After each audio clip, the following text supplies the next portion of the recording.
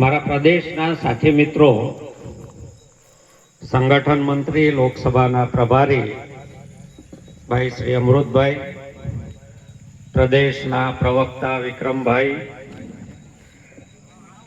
અને અમારા બધા કરતા વધારે કિંમતી સમય કાઢીને આવેલા આપ સૌ વડીલો, યુવાનો, માતાઓ, બહેનો અને બાળકો, અહીંયા કાનજીભાઈ પણ છે. શૈલેષભાઈએ ખૂબ મહેનત કરીને આ બધું આયોજન કર્યું અને તમને ને મને ભેગા કર્યા.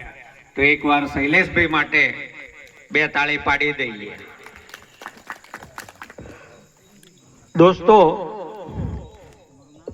વિક્રમભાઈએ કહ્યું, અમૃતભાઈએ કહ્યું કે પરિવર્તનની જરૂર છે, પણ મને મારી વાત શરૂ કરવાની એક નવલકથા યાદ આવે છે.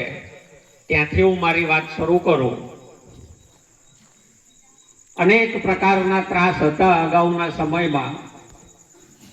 ઝવેરચંદ મેઘાણીએ ગામડે ગામડે ફરી અને અનેક વાર્તાઓ, શૌર્ય કથાઓ લખી. એવી જ એક ભારતમાં બનતી ઘટનાઓની ઈસવીસન 1800 થી 1825 ની વચ્ચેની હરકિશન મહેતાએ એક નવલકથા લખી. એનું નામ હતું પીળા રૂમાલની ગાંઠ. તમારામાંથી કોઈ કે વાંચી હશે, કોઈ કે મોટા ભાગનાએ નહીં જ વાંચી હોય.